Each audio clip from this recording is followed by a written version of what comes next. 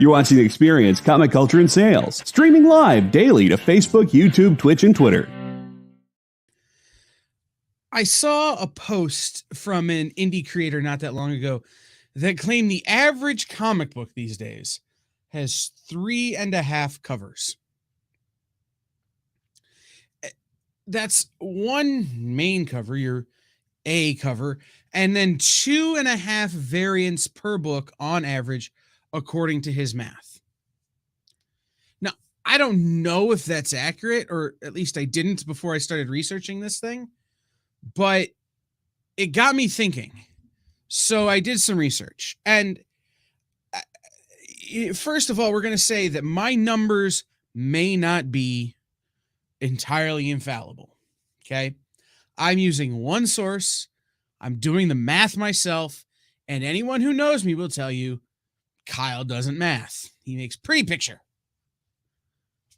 But according to leagueofcomicgeeks.com, this week there are 107 new release single issue comics. If every book this week had 3.5 covers, that's 107. I realized I didn't do this math. Times 3.5, that's 374.5 covers on comics this week. There are 376. Math's looking pretty good. That's just choices on just single issue new comics this week. Now, we know that not every company does that many covers for every book, right? There are a number of companies that one cover per comic. But how many choices is too many choices? How many covers for a book is too many covers for a book? And at what point does it become deleterious to what we're trying to do in the comic book industry, either as sellers or as collectors? What's the right way to approach variant covers? Do variant covers mean you buy less or more of a book? The answer might shock you. This is Hot Takes.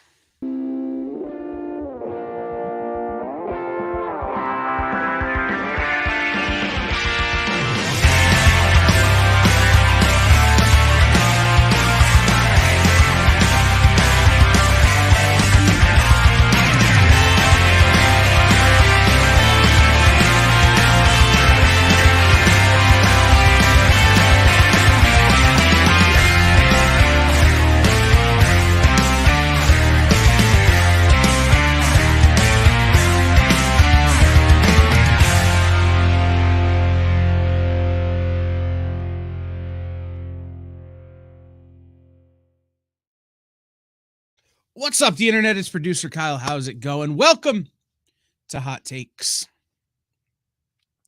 Yeah, I've only been working on this one for 6 weeks. And you can ask Jay and ask other people. I just finished about 15 minutes ago.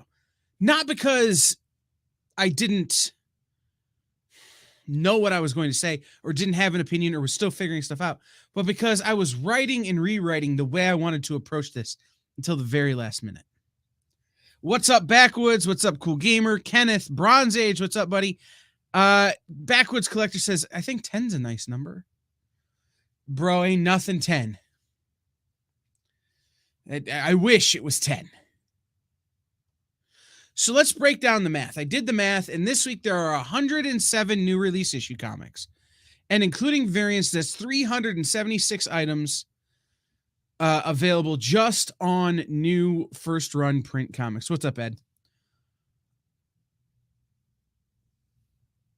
If you include trades, if you include manga, if you include hardcovers, because all of those have variants now, there's over 410 individual line items being released that week. So if you ordered one of everything that came out this week, that's 410 items.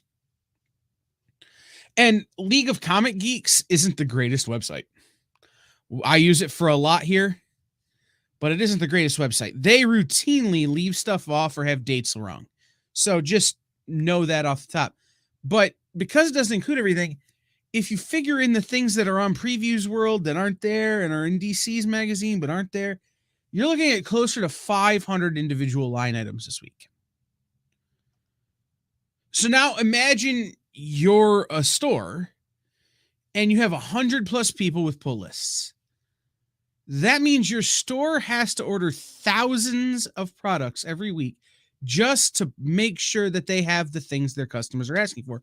And the more variants that are produced, the more stores have to order.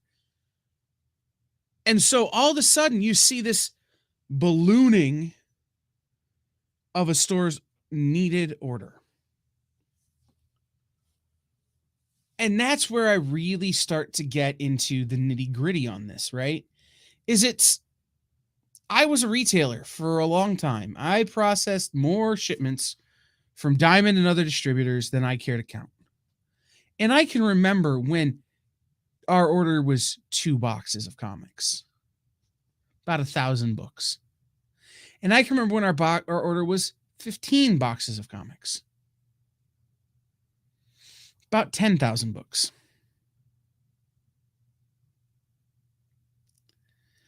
And I can remember how long it took to process those books and how long it took to sell those books and how much it cost to stock those books. And then when we didn't sell them all, how hard it was to make ends meet at the end of the week. So the question is there a right way to variant covers? Is there a right way for publishers to be producing these things? Is there a right way for shops to be ordering them? And is there a right way for us as collectors to be buying them? Backwood says, I like when a variant offer, I like when variant covers are all very unique, different styles, and not a bunch of the same style just done different ways. I don't know that I agree, Backwoods, and we'll talk about that in a few minutes.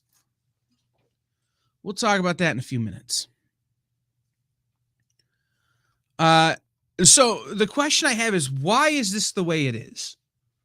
Right? How do we find a good way to do this, and why is it the way it is?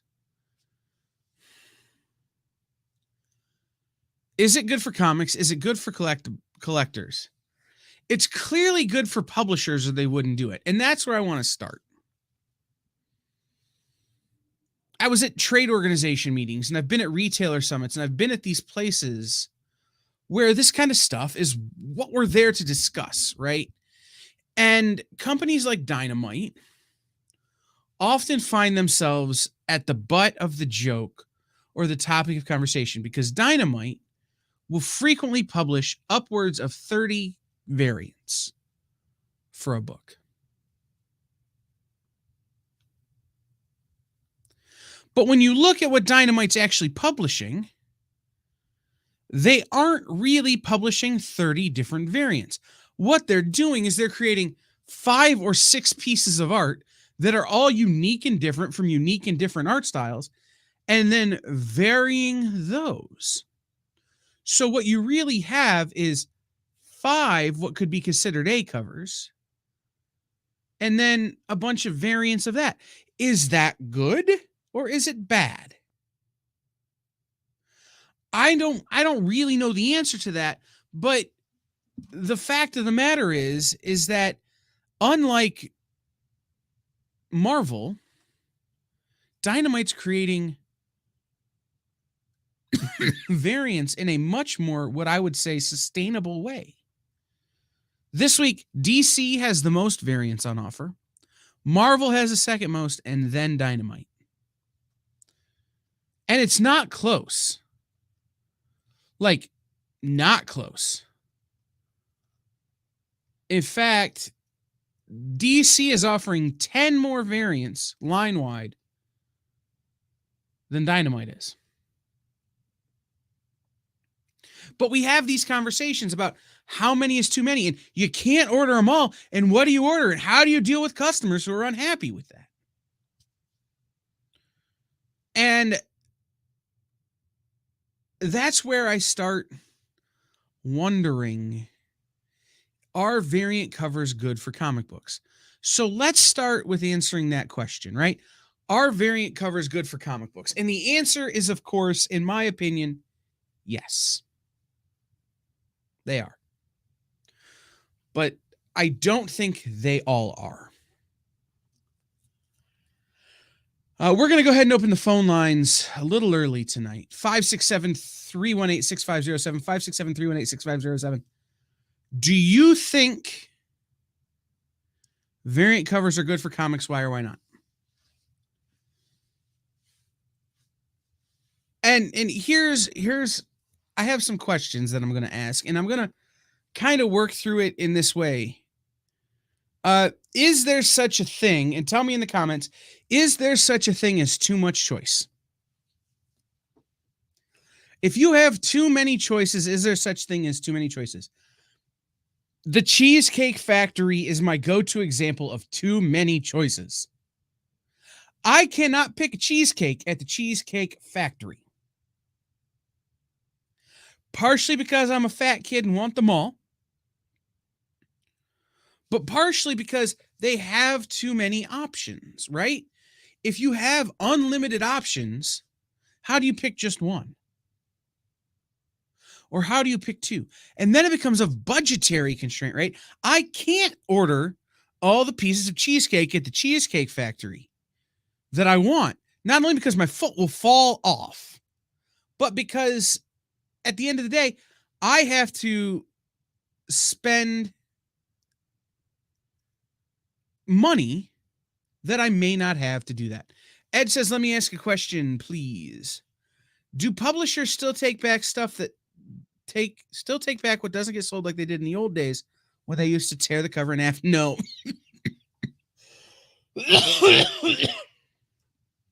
No. The answer is no. A while back, and it's not a strict no, it's a no-ish. A while back, the way the industry went is that people wanted a bigger discount on their comics.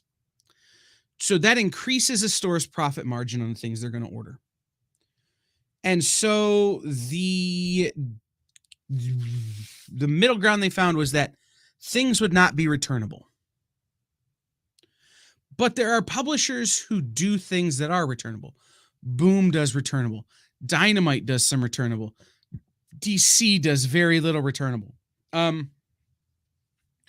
there are companies that do returnable product. Some of it is you just have to fill out an affidavit saying you returned it. Others are cover stripped and you have to send them back. But I would say less than 10% are returnable. Backwood says, I don't ever want all the variants. Often there is a handful of variants I'm drawn to and can easily leave the rest. Right. But that's why I use the Cheesecake Factory analysis, or use the Cheesecake Factory metaphor. I don't want all of the pieces of cheesecake. I don't like fruit. Who's going to go to the Cheesecake Factory and order fruit?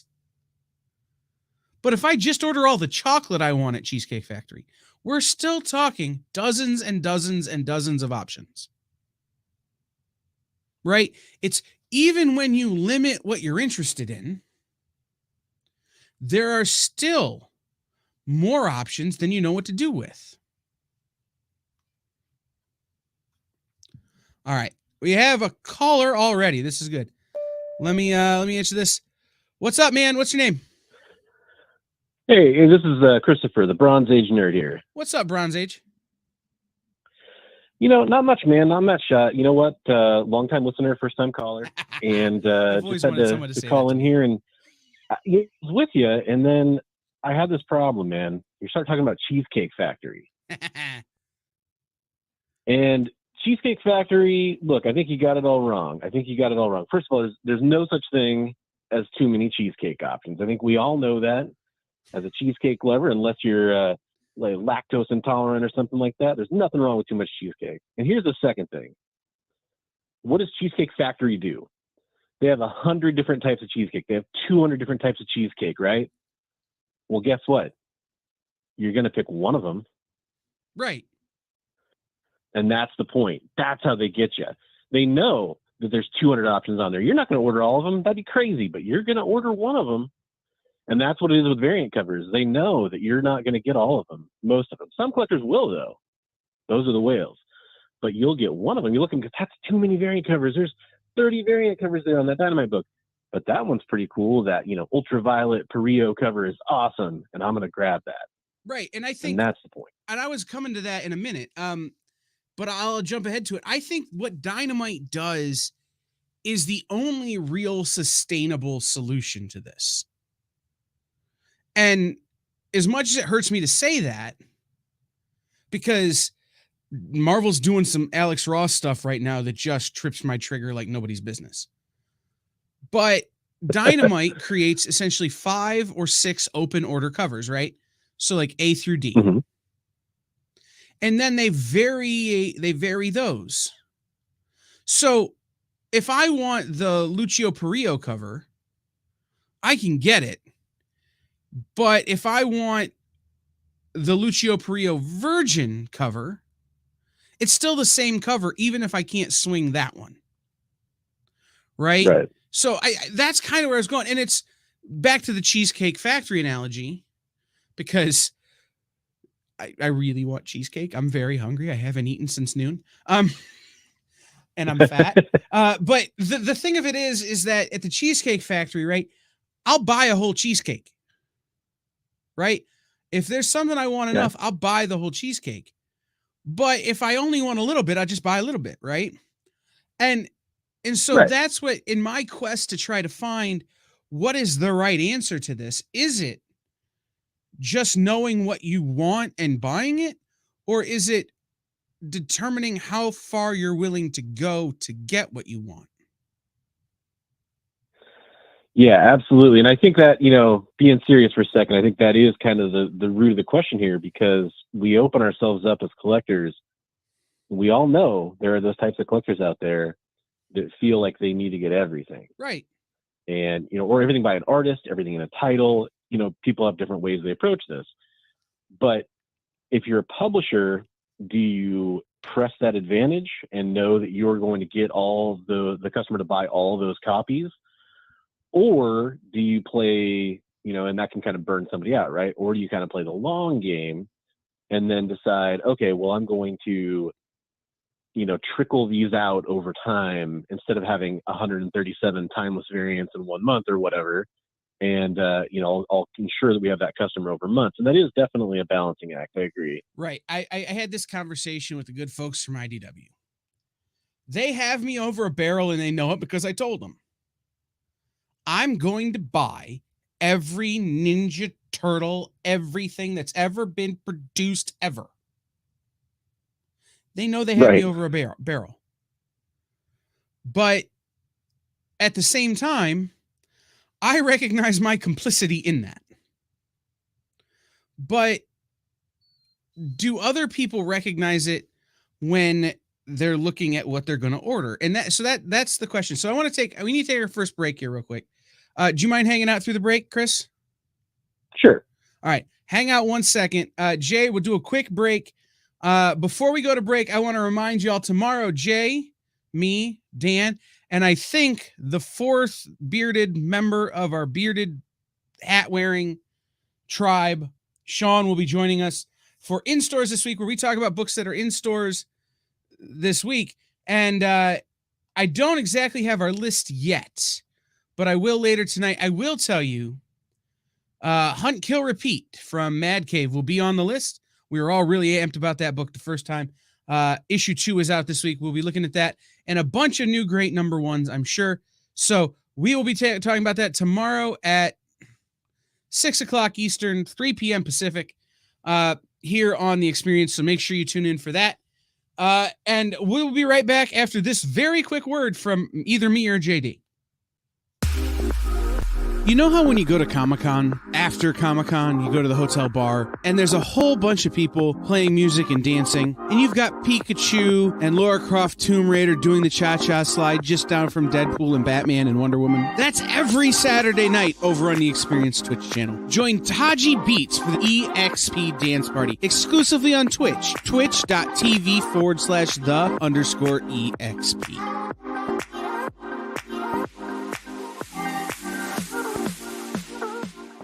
Imagine being at a convention and going to an interview panel that's just for you. No bustling crowds, no hours-long lines, just you, the moderator, and your favorite comic book creators. Well, this is pretty much that. Miss Jen sits down every week with 2 comic book creators for a live stream interview about their latest work, and you can ask them whatever you want. It's Talking Shop, Mondays at 5 Eastern on The Experience, Comic Culture and Sales. Did you know that every Experience show, including some exclusive content, streams on Twitch? Check it out, twitch.tv/the_EXP. Or just scan that QR code.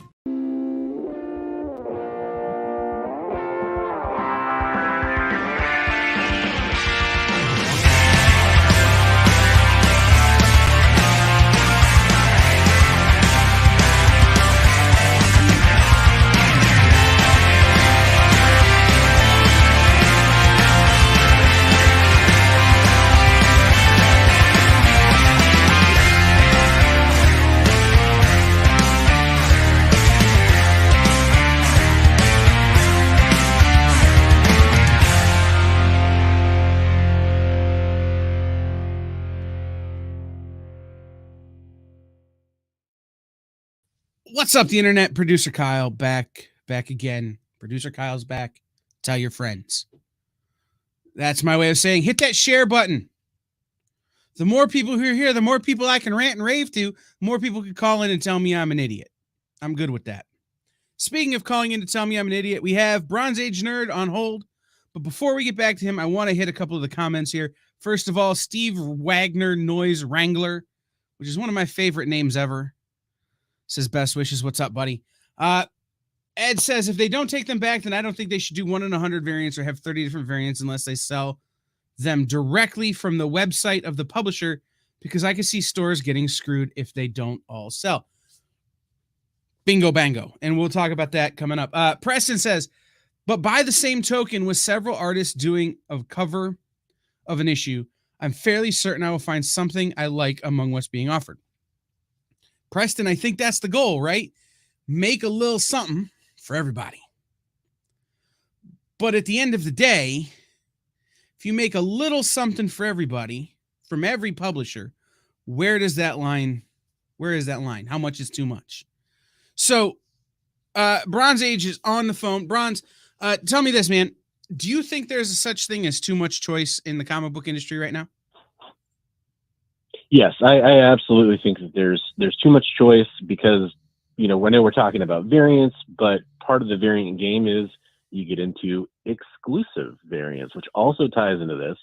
So now you're not only talking about the number of variants that you're talking about offered, like on, you know, you're watching League of Comics, Geeks, and checking that out. Let's talk about the exclusive variants that kind of get added on top of that many times that might come out at the same time. And we're talking about ratios there, talking about the returnable ratios, all that stuff. That the number of exclusive ties right into that ratio game too, because you got these stores ordering 3,000, 4,000 copies, and then they're getting, you know, all these ratios on top of that. So I think, yeah, you are kind of overwhelming the consumer at this point with a little bit too many options. Now, I think some options are great, but I do think there's a point where you kind of reach critical mass, and I think a lot of people, a lot of customers out there already feel that in this economy. Yeah.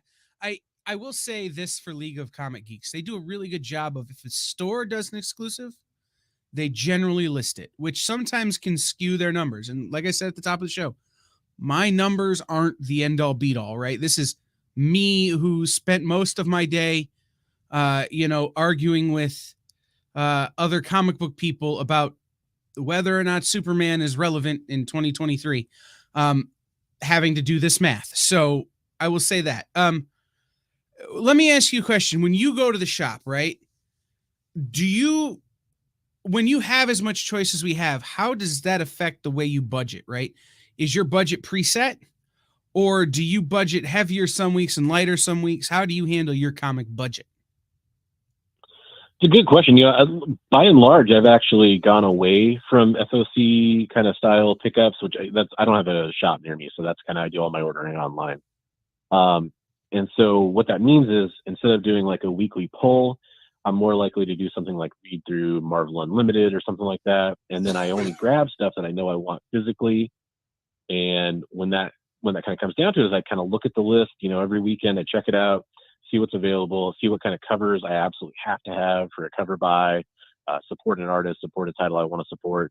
So I get to kind of be a little elastic there every week on terms of what I actually want to buy.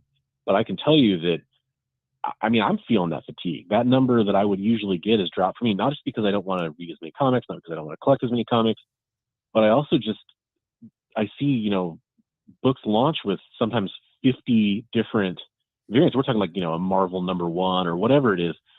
And it almost just makes me go like, well, what's the collectability in that title? Like, why would it's never going to be worth anything. There's just way too much of it.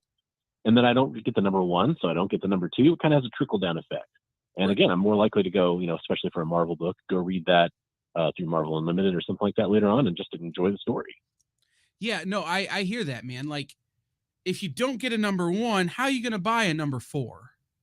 Right? Because you're not going to get #2, you're not going to get #3. So you're actually in launching with all of these variants and having all of these variants, you're limiting in a sense the total reach your book can have. So the next question, what? Agreed. Yeah. So the next question that I was going to ask everybody, and you already answered it, is kind of how do you prioritize your purchasing? And you're talking about you read something first and then you buy it, or there's an artist you're looking to support, or, something like that, which is, something I think we all do. I'm an Eastman guy, right? So I'm looking to support Eastman through the Turtles. Not that Kevin needs my support necessarily, but I love the Turtles, so I support Kevin and Peter and everybody working on those books. Yeah. But are there things that you don't buy in order to make room for certain artist covers, whether they be variants or not, in your budget? Like, do you skip #1s that you might otherwise be interested in because you know that there's a Scotty Young coming and you're going to need to buy that? Yeah, I mean, not so much exactly in that way, but kind of. Like, I'll tell you one thing that I completely cut out. Getting any kind of a ratio is just out the door for me. Like, unless it's something that I'm literally buying for speculation purposes these days, I know like, hey, that's a good target for something that might be worth something down the road. I literally avoid ratios now, which is where I used to like enjoy getting not really like the 1 in 100 usually, but like the 1 in 50 every once in a while, 1 in 25. They usually have a little bit better artwork on them or something like that. I just had to nix that. That just had to go. And then when it comes to just kind of like looking at titles in general, I really have to kind of pick and choose. Like you said, I really want to evaluate that title first before I kind of sink my money into it now. And not just because of variants though too, and not to muddy the waters, but also just because of what's inside the book often. But yeah, I think it's kind of encouraged me to be a little bit more of a careful consumer for sure. Yeah, no, I hear you. So what you said you don't have a store near you. Yeah. So that kind of knocks out my the next way I think through things, right? Because for me, right, it's like, I'm going to hit your comments in just a second, Curtis and Preston. For me, when I do my budget, having that much choice really kills me, because I would like to be reading the new Deja Thoris from Dynamite, but I can't because there's 2 ongoing Ninja Turtles books, or I can't because I'm already committed to something else. And so I have to prioritize things I'm interested in, things that I want to read, like kind of what you talked about, right? You find the books you like and then you hit it there. So there are things I don't buy. I just ignore entire publishers sometimes because I can't afford to buy the things I want from that publisher. If, for instance, there was a book that came out from Dynamite that I didn't order even though I wanted to read the book, because the covers I wanted were always 1 in 10s, 1 in 20s, and the way my store does it is if you want that variant, you're going to pay up. And what they do, and we've talked about that on the show a little bit before. I'll give an example of one that I did. The 1 in 100 Last Ronin #1 variant. My shop was going to order 25 copies. So the deal he made with me is if I wanted the 1 in 100, I had to pay essentially for that 1 in 100 the cost of 75 copies of the book. Okay. Because he was going to eat that cost, right? He wasn't going to be able to sell 75 copies of that book. And I was willing to do that because I wanted that cover, right? I mean, that's just the way my Turtles collection works. But when he was able to sell 50, I only had to pay the price of 50 books.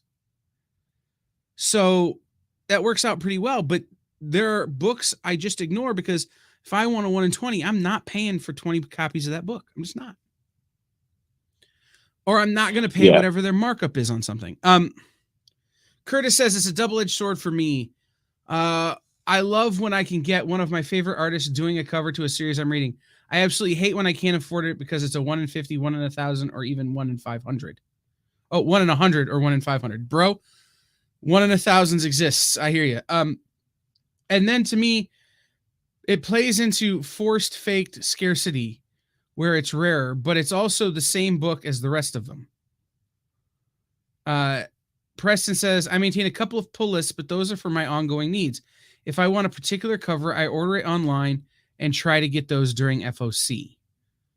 Curtis also says, I would love if maybe they would offer these high ratio variants as a print. That's a good idea. Yeah, that's, you know who did that with, I don't know what the level of success was, but Joe Benitez did that with Lady Mechanica. There were some ridiculously high variant covers on that back when Aspen had it. And Joe released them as signed prints. I have one. It's hanging in the outer office. No, it's hanging in the audio studio behind me. It's Lady Mechanica 1. It was a 1 in 1,000 variant that he offered as a print signed. I love that. I've seen it done very successfully. Okay. Yeah, or a poster or something. Yeah. Coffin does that with a lot of their books. They offer prints for $10. Yeah. Brian Polito has figured out how to get that money, and I love it, and it's true. So what do you do, Bronze, when there's a certain variant you want, but like the store you try to buy it from hasn't ordered it, or they haven't qualified for it? Yeah, and I mean that's the tough thing for me now. You know, because I mentioned before, don't really have a shop near me, and you know, I do take road trips, and I try to get to shops when I can, of course, and then it's always that fun thing too, because I used to try to hit it like on a Wednesday or Thursday or something like that, so I can see what's out and new. And then I always play that little game of like, you know, do I hit something from the new releases, or do I just, you know, invest that money I brought with me to the back issues, of course. And guess what? Back issues usually win. That's true. But yeah, when it comes down to like getting that book that's hard to get, this is really tough for me, and especially being online only, I go to generally wait and see what it comes down to on eBay, because I've noticed that unless something happens to be something that gets caught up in the speculative machine, that you kind of can just find that stuff generally a little cheaper later on. Now, if it's something that you know is going to be sought after, and I've got kind of a decent eye for this, if I know it's like, hey, I think this is an awesome cover, it's not like just a niche thing that I happen to be interested in, something I know is going to catch a lot of eyes, I don't risk that, and I definitely try to figure out where I can maybe get it pre-ordered, like an online shop or somebody who's going to carry that, and get my order in, talk to some dealers I know, you know, some shop owners, and see if they might be able to get it for me. But, you know, especially for those ratios, like I talked about earlier, if I know it's like a 1 in 25 or a 1 in 50, I almost always wait and pay less than most people ever did at release, because a year later, most of those books tank, and I'm patient. See, there's a benefit to that too. And that's something that I want to get to We talked last week about when you're investing in comics. We talked last week about grading. When you're investing in comics, you have to play the long game, right? You have to be willing to wait for something to really mature and achieve its price. So before we continue, Nick is here. Ask everybody to hit that thumbs up. Please hit the thumbs up. Hit that share button. Tell your friends. Please. I don't have a lot of friends. Jay has to work with me. Tell your friends, tell them to come here. Let me rant and rave at them about other things. Ed says, it's a good example. I wanted the D variant for the new Dungeons & Dragons book because it was an amazing cover. It was $10 if you buy it online. However, those all sold out the day they came out, and they were $50 on eBay. That's what discourages me from variants. eBay really inflates prices on comics. So let me ask you, Bronze, do you have a online shop you go to, or do you eBay it? It's a combination of both. It really depends. I mean, I'm fortunate enough that I've networked with a lot of shop owners. And, you know, if I can message a lot of them privately and just kind of say, hey, you know, is this something you're getting? If so, are you willing to set it aside for my next order, that kind of thing? And I really recommend that. I'm not trying to say like I can do that because I'm special in some way. Really, communication helps in a lot of these things. If you kind of get, you know, tight with who does your orders, if there's stores you've done orders, your customer service reps you've talked to before, hit them up and just say, hey, is this something that's going to be available from you guys? I don't see it listed on your page. Sometimes it'll surprise you. But yeah, I've done a little bit, you know, eBay. The other thing you can do is with the instant selling apps, sometimes you can get on there the week of release and try to find sellers that run new books. And a lot of those books will go for less than you might expect, depending on what it is. Again, if it's that really, you know, Spider-Man 7 from a little while ago, yeah, you're not going to find that for less than cover or anything. But, you know, some of those random books that were like a random ratio, I've seen ratios go for so little on those apps sometimes. It's not even funny. So, you know, I kind of take a multi-layered approach. Check your eBay, check your selling apps. You know, you have to do your work if you want to get the book. And don't just give up because it's not at your shop or it's not your favorite online store. Really kind of cast a wide net. And again, even though it's going for, you know, that book that he's talking about is going for $50 on eBay now, and maybe that'll be the case for months to come. You never know, but don't give up. Set up a save search on that book and keep tracking it. And you might get an alert sometime that, you know, hey, it's selling at a price that you think is fair, and you can pull the trigger on it. That patience does pay off if you're willing to wait. Yeah. Preston says, I try to research online for the best advertised price. Or, and I know a lot of the people who are here in the comments are going to agree with this one, hope that Nick offers something I want before he has dinner. It's true. So true. Dude, I've got like, this is a Nick hadn't had dinner yet product. This is a Nick hadn't had dinner yet product. I got a lot of that hanging here in the office. You're preaching to the choir. This is a good tip. This is a good tip. I'm going to keep that in mind. Right? Like it's really, and that's something that I was going to talk about when you're talking about variants, you're talking about playing the long game. Here on the experience, we have a lot of retailers who have stores where people have stuck them with variants, or they've ordered a variant and now it's available on their show here and they're just trying to get out of it, or they're offering it to you at a discount, trying to help you get what you want.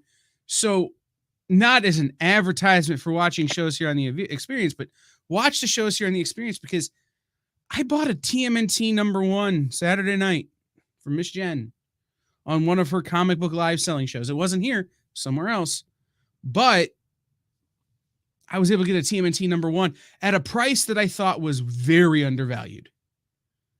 Like, nice. Watching people who are just out there trying to hustle their books, selling their books, is really a good methodology here. Curtis says, can I jump in on that real fast? Yeah.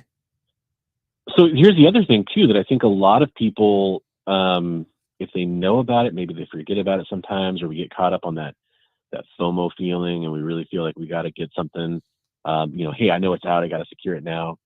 When it comes to variants, keep in mind that almost all books that hold value over time, the cover that's worth the most is the A cover. There are definitely exceptions to that rule, like maybe we're talking about a comic book where it's a first appearance, and that B cover or C cover is the one that had the character on it. That Spider Boy is a good example because it was a spoiler variant that had the character on the cover for the first cover appearance. But 99 times out of 100, it's that A cover that holds the most value. So I'm not saying like don't pick it up day of release if you don't want to or whatever, but if you really want to hold on and get the best value, especially on those exclusives or those high dollar ratios, a lot of times you'll find him slipping as kind of interest wanes. That's another element at play here. Yeah, no. So I was when working through this thing, and I want to get your opinion while you're on the phone, Bronze, and I kind of came to my decision. I don't think variants are bad on the face of them. I think it's really good. I think having a lot of options are really good. I think 30 options on one book is too many. Pick 4 like Dynamite does. Pick 5 like Dynamite does, and make those your covers. And then make a couple of variants of those. Don't do what DC's doing this week and Marvel's doing this week and have a bunch of regular old new art slapped on the front of a bunch of books and flood the market. The reason Amazing Fantasy 15 is worth as much as it is because it wasn't printed that much. It was the one cover. There weren't 3 or 4 printings with 5 or 6 different covers. And they weren't made to last. They weren't made to be collectible. Anytime somebody tells you something's a collectible, they're lying to you. Period. If they're making it to be collectible, they're doing that to take your money. The things that are collectible are the things that aren't meant to last. Schwinn bicycles from the 1960s are worth a ton of money now because everybody jumped Schwinn bicycles over some crick somewhere trying to be Evel Knievel and lost them. They left them outside and they got rusty, whatever. So I don't think variants are bad. I think the way so many people are approaching variants are bad. This week, 209 of the 400 and change offerings listed on League of Comic Geeks are variants offered by the top 10 offerers of variants this week. 130 of them are DC, Marvel, and Dynamite. 130.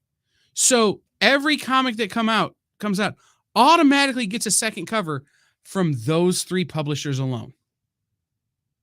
And then there's still 27 left over to start over again. The average this week is 3.8 covers per comic. Maybe Travis Gibb wasn't wrong when he said the average comic has 3.5 covers these days.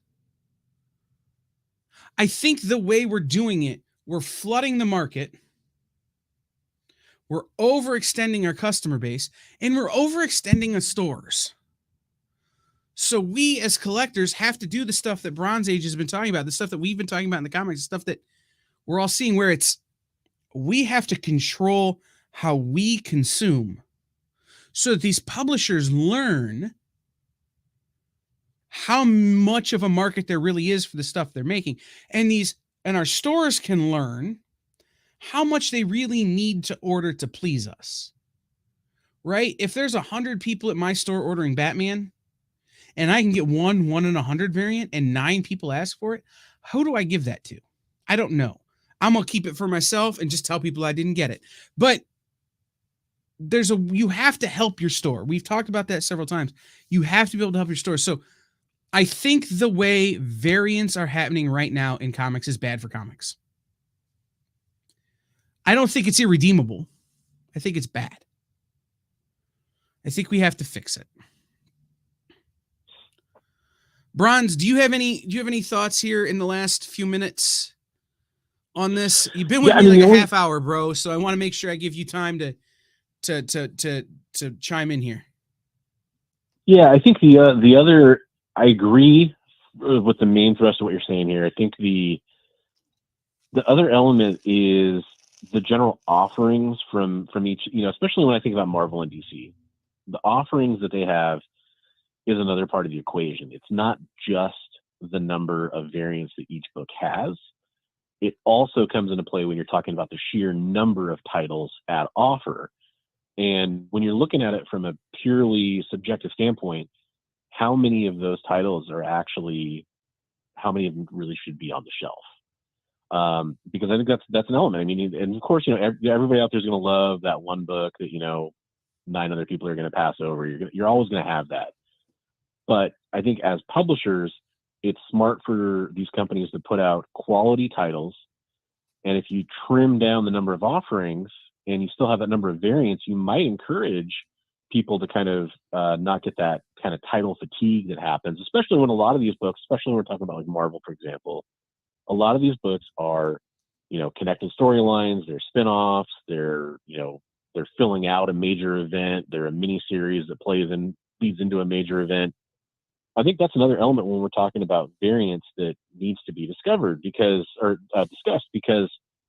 it all contributes to the sheer number of titles that we're seeing every week. And with 400, 500 titles on offer, it's very unrealistic for everybody to buy all those. Not that everybody should buy all those, but I think a lot of readers out there, they want to explore more books. They want to explore more titles, but no one's going to dip their toe in if they're in front of an ocean, but they might dip their toe in if they're in front of a lake, right? So kind of shorten it up a little bit.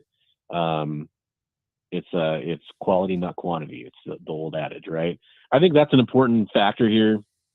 Also, I actually do agree too when it comes to the idea of having just a few variants and having maybe ratios on top of those variants, which is very similar to Dynamite's model. Because then, you are only offering a few covers and you're giving people an incentive to really go after that D cover because they like the 1 in 25. It's specifically a version of that D cover. Maybe it's the Virgin or whatever, however you want to do it. That's a good idea too. But, when it comes to any of this kind of stuff, I say the most important thing you can do as a consumer is vote with your dollar. Vote with your dollar and really show the publishers out there what you want. Like, so if you really do support the idea of a bunch of variants, great, more power to you. Make sure you support that with your dollar. If you think there's too many, it's too crazy, then try to steer away from those titles that have too many variants, because I think that's the data that they really can make an impact on what we're seeing and make a change. So before we take our last break, because we really are up against it here, I wanted to mention Marvel has 18 new books out this week. That's regular issues and annuals, 18. DC has 11. When you include variants and reprints, Marvel has 62 and DC has 59. That's definitely pretty interesting. That's an average of plus 40. Plus 40. Like, if I'd have done that math before the show, y'all would have found me here at the beginning catatonic. Like, I don't even, whatever. Okay, we need to take our last break.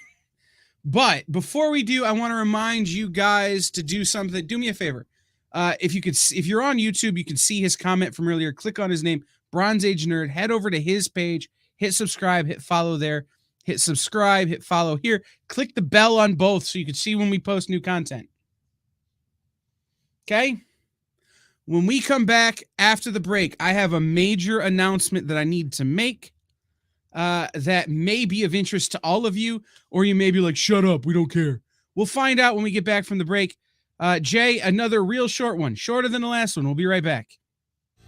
You just finished the last episode of your favorite news show, and you just have to talk about it. But all your friends are ghosting you because of that incident last week at the buffet. Oh, you know the one. What you did to that chowder. Ugh. Keeps me up at night. So what do? Join writer Dan Wickline as he breaks down all your favorite pop culture media.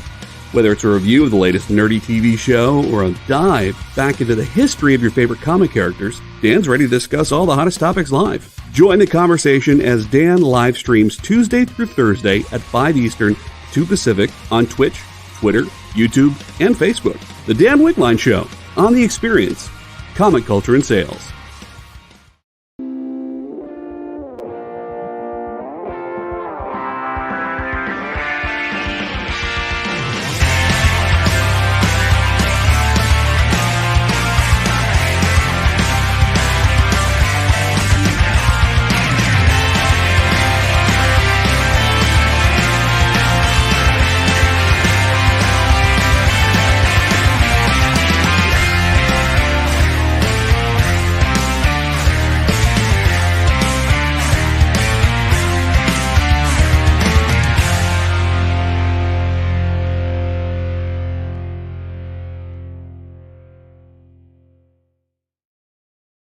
Welcome back, everybody, to Hot Takes. I am producer Kyle. I'm choking to death on my own existence. I want to thank everyone for being here. I want to thank Bronze Age Nerds for calling in. He's still here. Thanks for being here, buddy. Yeah, you know what, man? I'm sorry. I just feel like I had a good time being on the show, but I got to go back to something. I got to address this. I can't get over the fact that you're out here on YouTube talking to the masses, and you're out here telling people that there's too many options at Cheesecake Factory. Like, these kind of takes, like, I know you think this is hot takes. I know you think this is your show where you can get on here and do that, but that's just out of control, man. Like, first of all, there's no hotcakes. People are talking about it in the comments. I see that. Everyone's like, hey, where are the hotcakes at? Now we're some people, there's just too many cheesecake options. Clearly, I've been on here keeping things in line. And I'm just going to tell you, man, like, you need somebody to keep you on a tight leash every week. You need somebody to keep you honest. So, I don't know, man. What do you got to say?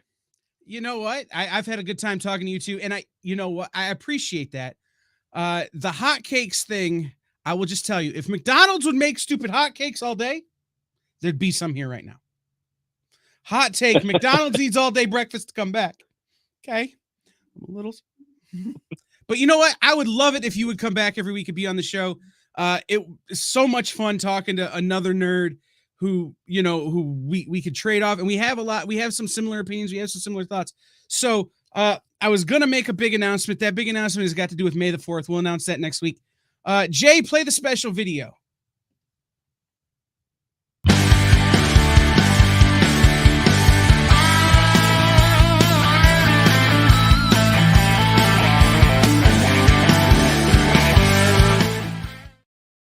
That's right, guys. This is the last hot takes for at least a little while.